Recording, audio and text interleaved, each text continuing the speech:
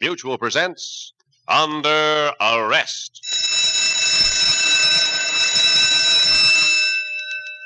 Into your cell!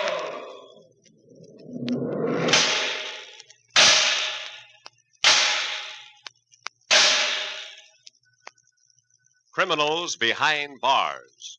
Under Arrest. The story of Police Captain Jim Scott's fight against crime.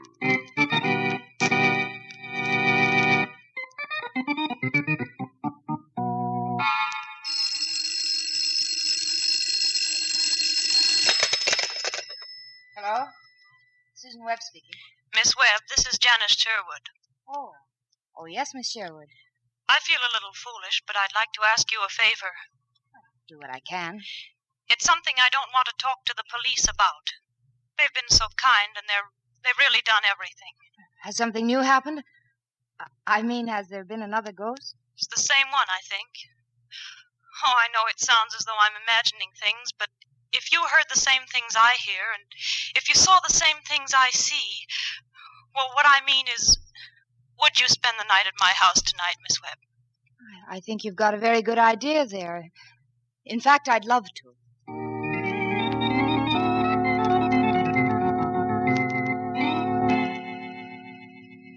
Busy, Captain Scott? Just a little, but come on in.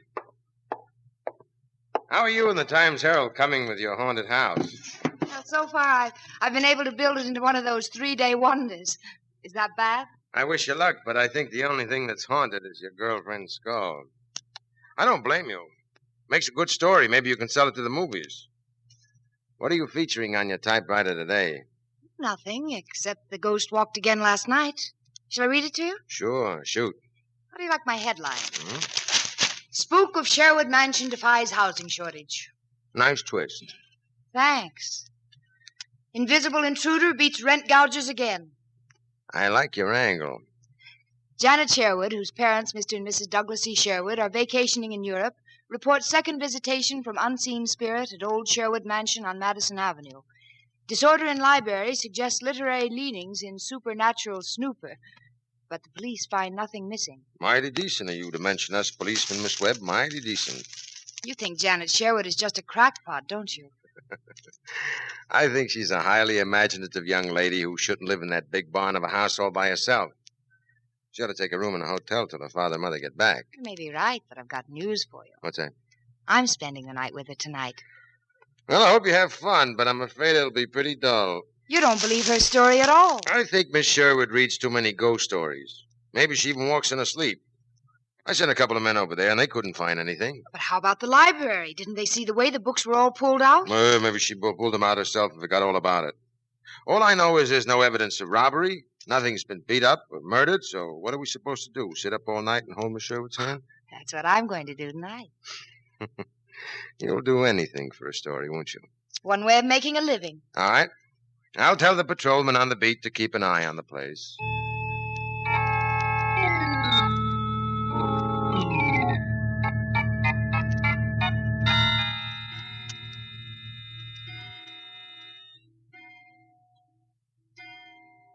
Well, shall we put the lights out and pretend to go to sleep?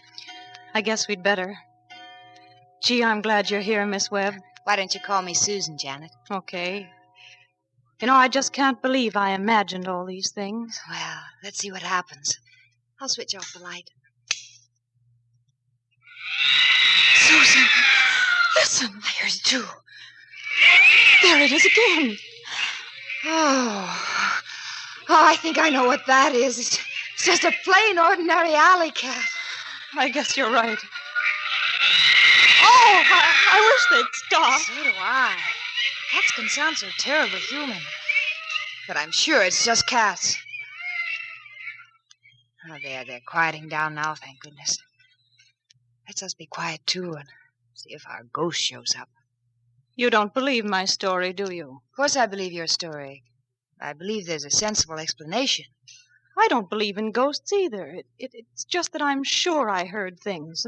And all those books were pulled down in the library, and the police couldn't find anything. Well, if we hear anything tonight, maybe we can find out what it's all about. Oh, goodness, I'm sleepy. Be a fine thing if we both dozed off. I'm sleepy, too. Well, I'll keep pinching myself.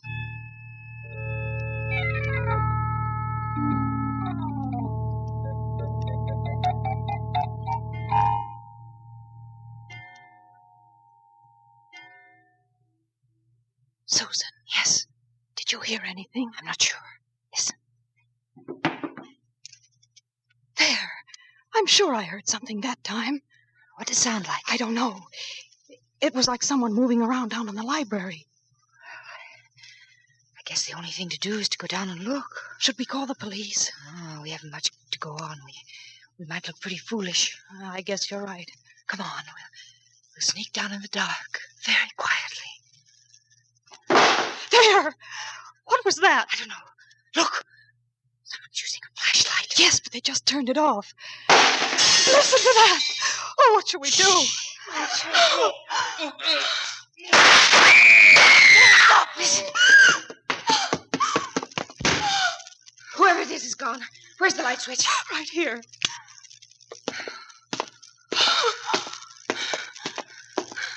Susan! Look! Oh, good heavens. I wonder if he's dead. That's the doorbell. I'll get it. Who can it be? It's probably the policeman on the beat. He heard the shots.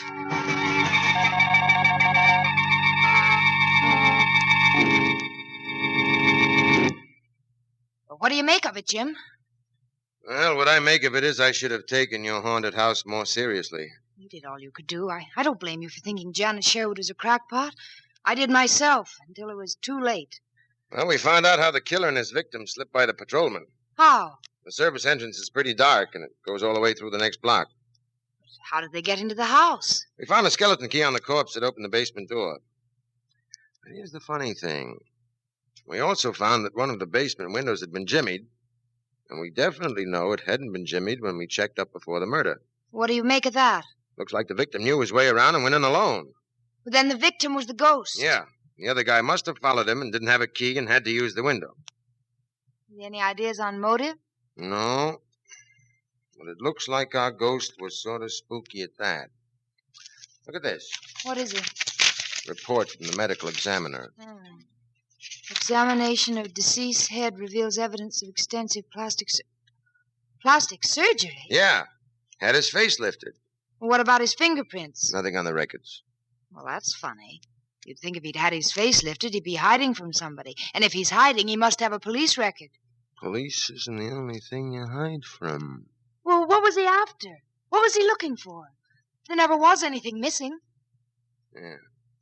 I think I'll have another talk with Janet Sherwood. You don't want to come along, do you? What do you think?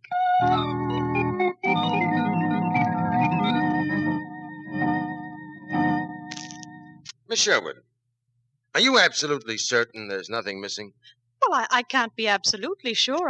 I've checked everything I can think of. Well, what about the library? That's where it happened.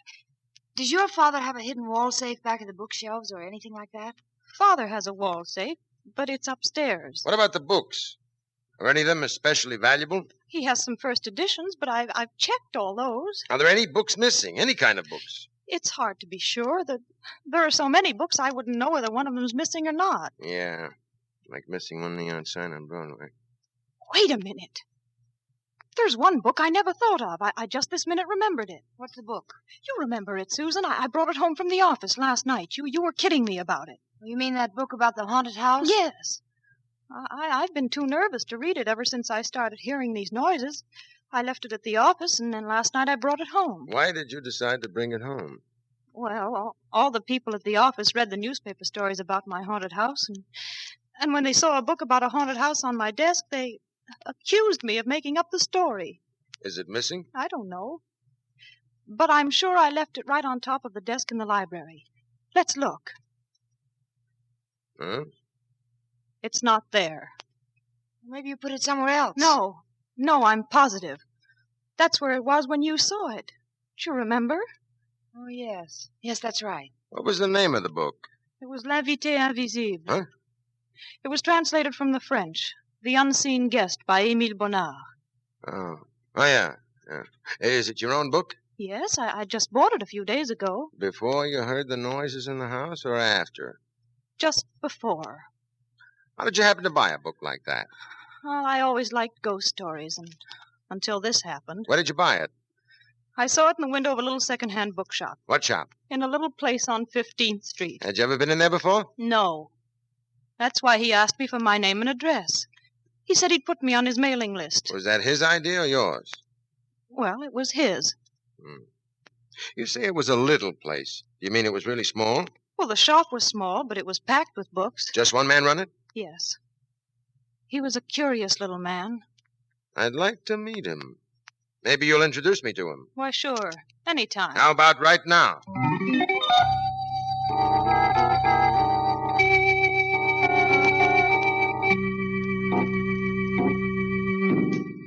Mr. Lerner, do you remember selling a book to this young lady?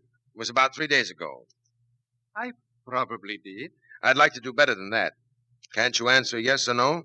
But so many customers come into my shop. Look, the book I bought was called The Unseen Guest by Émile Bonnard. Yes, I do remember selling a copy of that book. Do you remember selling it to me? Well, to tell you the truth, You ought to remember. You asked her for her name and address.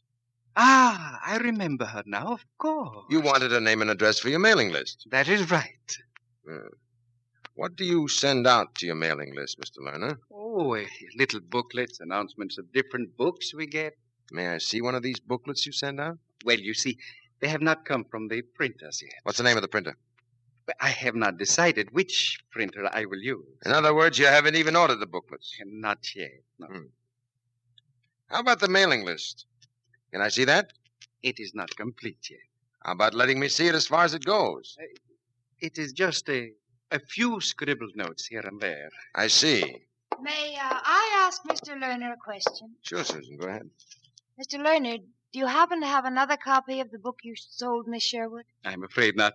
It is quite an old book, and I don't get a copy of it very often. What's that on that shelf up there? Where? There. Looks like the same title. Well, let me see. Oh, so it is. I did not realize I had another copy. Hand it down to me, will you, Mr. Lerner? Yes. I can just about reach. Just for the fun of it, let me see if you can reach it with your left arm. My left arm? But I'm not left-handed. Why should I use my left arm? Let's say I'm kind of curious about a bulge I see under your left arm. A bulge? Yes, there. That wouldn't be a gun, would it? You are very observing, Captain. That is a gun. I suppose you have a permit. Oh, yes. There have been several holdups in this neighborhood, and I applied for a gun permit. May I see it? Well, certainly. Right here in this drawer. There, Captain. Thanks. Okay, Mr. Lerner. I'm glad you have this permit. Of course. Otherwise, I would not have the gun. Let me have a look at your gun, Mr. Lerner. Very well. There.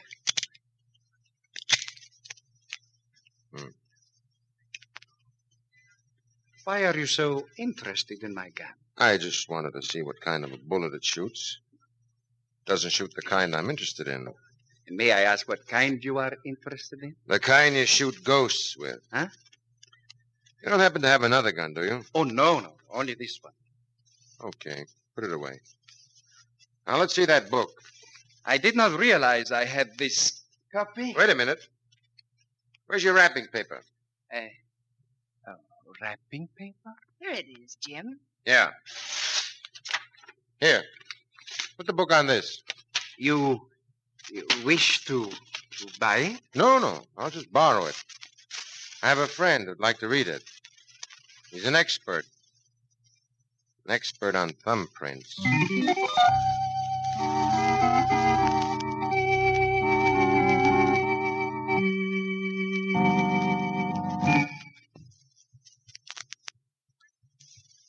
Well, I seem to have drawn another blank. How do you mean, Jim? That book. There was an outside chance I'd find Janet Sherwood's fingerprints on it. That would have meant it was the same one missing from her home. And that wouldn't look so good for our friend Lerner. But we didn't find her prints. Why do you suppose he didn't want to admit he had another copy? Maybe he's telling the truth. Maybe he forgot he had it. Are you sure it isn't the book we're looking for? How can you be sure? Could have wiped it clean, but... Then why would he put it back on the shelves and then deny he had it? My hunch is it's not the book. But I've also got another hunch. What's the hunch? I don't think the book itself is very valuable. How do you mean? I mean, there it was sitting right in Lerner's window. Anybody who wanted it could pick it up for the price of a second-hand book. But as soon as Miss Sherwood buys it, the devil breaks loose and we end up with a murder. Well, I see what you mean, but it doesn't ring any bell with me. I don't see the angle. The only angle I see is that somebody slipped something into that book. A slip of paper or something. And they must have done it between the time Lerner took it out of the window and the time he wrapped it up and handed it to her. Now I'm beginning to catch up. But who else was in the store? Janet Sherwood says nobody. Ah, that makes Mr. Lerner look slightly behind the 8-ball. Yeah. Doesn't get us anywhere because it's only a theory. You could probably work out 6 other theories just as good. But for now, I'll stick to this one. And suppose you're right, Jim. In that case, Mr. Lerner slipped something into the book because he wanted to get rid of it temporarily. And he took down Janet's name and address so he could get it back again. But somebody else wanted it too. And when they met in the library, Lerner bumped him off. But you examined Lerner's gun. He could have had another one. How did the other man know Janet had the book? He didn't have to know she had it. All he had to do was to keep following Lerner, and Lerner led him right to the Sherwood Library. Then why was it the murdered man had the skeleton key? Lerner could have planted it on him just to get rid of it. How about fingerprints? It was wiped clean. That's why I think it was planted. Otherwise, it would have had the victim's prints on it. Well, it makes a picture, but as you say, it's all theory. Nothing to get your teeth into. Yeah, but the beauty of it is, if it's right, it'll pay off and pay off fast. If it's wrong, I'm just a dumb cop. But if it pays off, why do you think it'll pay off fast? Because you're going to help me. Me? How? You're going to write a big exclusive feature story for your newspaper. Tell me more. You're going to scoop the whole field on that little talk we had with Mr. Lerner. Only you're not going to mention his name or address. All you're going to say is a certain little man who runs a certain little bookshop, sold a certain book, and a certain character whose face was loaded with plastic surgery got bumped off. And here, put these two. Look at these. What are they? Pictures of the victim before he had his face lifted. Where'd you get them? Had an artist working with our medical examiner, reconstructing the face to show what it might have looked like before it was changed. That's a smart idea. Okay, go to it. And by the way, What? be sure you put your name at the top of this story. Oh, I always do, don't I? Yeah, but you might forget. I wouldn't want that to happen on this one. This will probably be the most important byline you'll ever write. What makes you think so? I have an idea somebody's going to ask you for the name and address of the little bookshop. And if they do, you give it to them. But don't let him get out of your sight.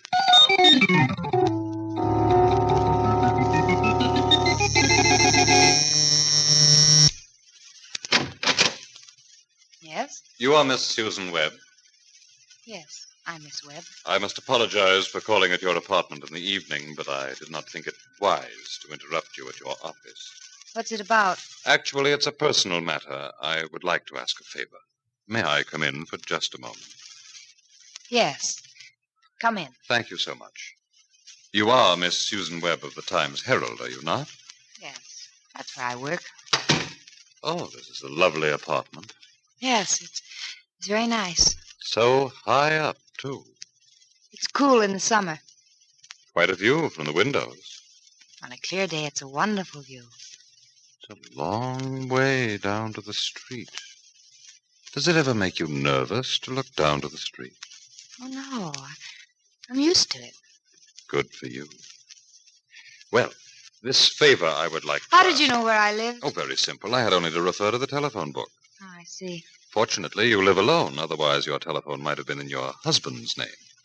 You do live alone, don't you? Oh, yes. All alone. Well, I read your piece in the newspaper about the little bookshop. It was very interesting. Thank you. You see, I'm very interested in bookshops. I know quite a few of them because I'm always collecting books, and I never know where I will find something I'm looking for. Sort of a Hobby? Yes. I thought perhaps if you would give me the name and address of this shop you mentioned, I might find it an excellent place to look around. I'll be glad to give it to you. It's run by Mr. Maxime Lerner at 103 East 15th Street. I'll write that down. Mr. Maxime Lerner. Yes, 103 East 15th Street. 103 East 15th Street. That's right. Thank you very much. You don't happen to know Mr. Lerner's home address? Yes, he lives over the shop. The shop is part of his house. Splendid. I'm leaving town in the morning, and I might telephone him tonight about some books I'm trying to locate. I have his telephone number. That would be very kind. Would you like to phone him now? You can use my phone. Oh, I wouldn't think of troubling you. I'll just take down the number. It's Chestnut 4607. Chestnut 4607. Yes. You've been most helpful, Miss Webb. Not at all, Mr. Franklin, Paul Franklin. I'm very glad I could help you, Mr. Franklin. I'm most grateful. Goodbye. Goodbye, Miss Webb.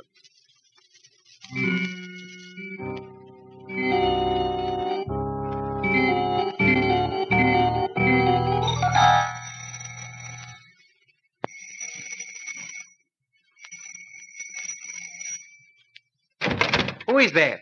Who is there? Oh, I'll take your gun. You won't need it. Now, go in and we'll close the door. what is this? You will go into a back room, and then you will switch off the lights in the store.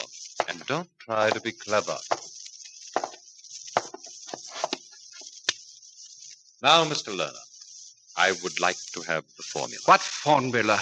The new atom formula, which you are hoping to sell for a great deal of money. I do not know what you are talking about. Oh, come now, Mr. Lerner. Seems that you and I are in the same business. I still do not know what you mean. Just to show you I know what I'm talking about, I'll tell you about my business. Then I'll tell you about yours. My business is very simple. I am a thief. I steal all kinds of secrets. Secrets about new materials of war. Secrets about new defenses and new weapons. Then, when I have stolen these secrets, I sell them to whoever will pay me the most money. Does that sound anything like the business you are in, Mr. Lerner? I am in the business of selling books. I will refresh your recollection. A short time ago, there was a new and secret atom formula developed, and my partner and I tried to steal it, but someone got there ahead of us. Then my partner picked up the trail of this person who got there ahead of us, and I believe he would have succeeded in getting the formula, only this person murdered him in the library of someone named Sherwood. Does that sound familiar to you? Why don't you tell that to the police? They would like to know who the murdered man was. He was a famous international spy, but he became too famous. That's why he had his face lifted. What does all this have to do with me? He was my partner, but I didn't know what happened to him. Now I know. Now you know what? Thanks to the article I read in the paper, I know that you killed him. Because I think you are in the same business that I am. It is not true. You probably saw him watching you from outside your shop, and just then a young lady came in, so you slipped the formula inside the book you sold her and took her name and address. Then my partner followed you, and when you recovered the formula, he tried to get it, and you killed him. Ah, that is a lot of nonsense. In that case, let's talk sense. I think you are in the business of stealing and selling secrets the same as I am. All right. Suppose we say you stole the atom secret, and suppose we say I will buy it from you. You will buy it? I thought you said you tried to steal it. That is correct, but since I couldn't steal it, I will have to buy it. It's a very good proposition for you, Mr. Lerner. The police are already suspicious of you. It would be very difficult for you to make contacts. But here I am, with plenty of money, ready to do business. And there's another point. What is that? If you decide you don't want to do business with me, I may decide to kill you. Kill me? Why? Because I've been too frank with you. Because now you know who I am, and I don't like I that. see. How much will you pay? $100,000 In cash? in cold American dollars. And I think since you haven't much choice, I'm being very fair. Show me the money. Show me the formula. It is here, in this book. Your favorite hiding place. Let me see it. It is the real thing. Yes. This is it. Now the money. I hate to part with money, Mr. Lerner. You hate to part with money. Yes, money is so valuable, and bullets are so cheap. Bullets? Yes, bullets.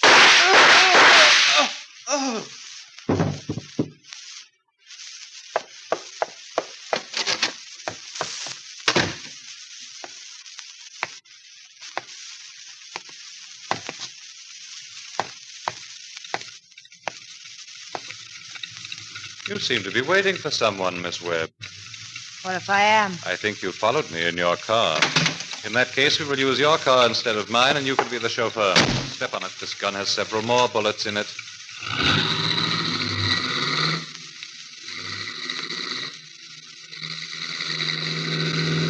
I knew you would follow me, Miss Webb.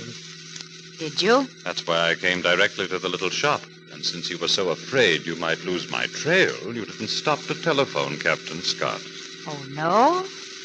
Just so happens I phoned him while you were in the bookshop. I think that is a lie. You were afraid to look for a public telephone for fear I might come out of the shop and get away. What makes you so sure? Common sense.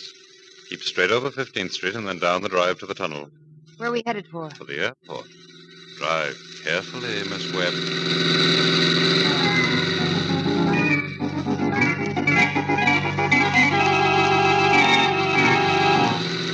We are almost there, Miss Webb, and you are about to have an accident. An accident? Open the door on your side. You're about to fall out at 70 miles an hour. Get your hands off that wheel, or I'll drive us both into the nearest telephone pole. I think I'm a little stronger than you are. You get your hands off. I won't. See that or get a bullet. I'll take the bullet.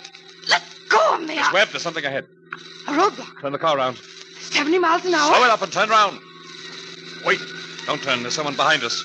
Try to go through the roadblock. Oh, yeah?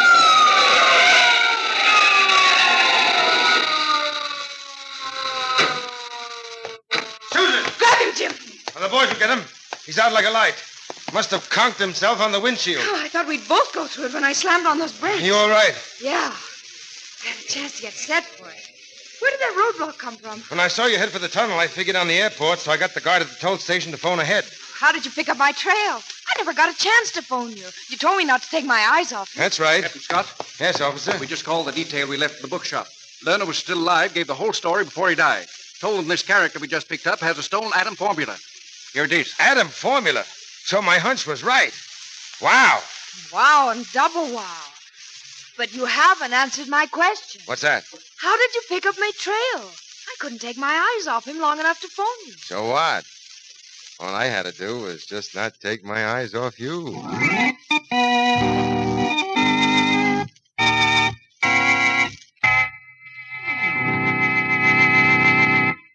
Under Arrest.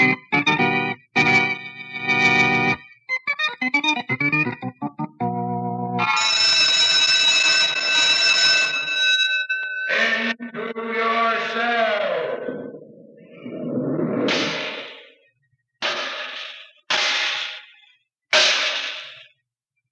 All prisoners present and accounted for.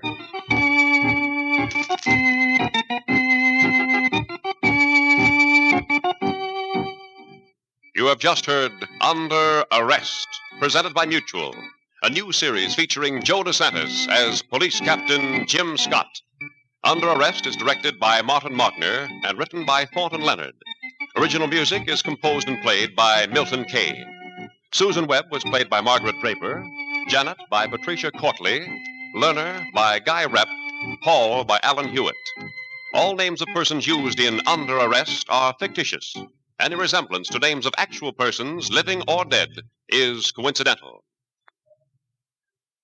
And now, may I have a moment to tip you off to radio's most entertaining prize-giving program, in which the prizes are large sums of good old United States currency. I'm referring to Three for the Money, which is presented by Mutual over many of these stations every Saturday night. Here you have the music by Mark Warner, Mary Small, Russ Emery, a swell dancing party 1 hour long. And while you enjoy this grand entertainment, comes your chance to play a simple telephone game, the Three for the Money game everyone's talking about. It's easy to play, it's easy to win, and the cash prizes can run as high as $50,000. For your chance to win big money, our advice is stay by your telephone Saturday night and stay tuned to a Mutual station for good luck, for good listening, for Three for the Money.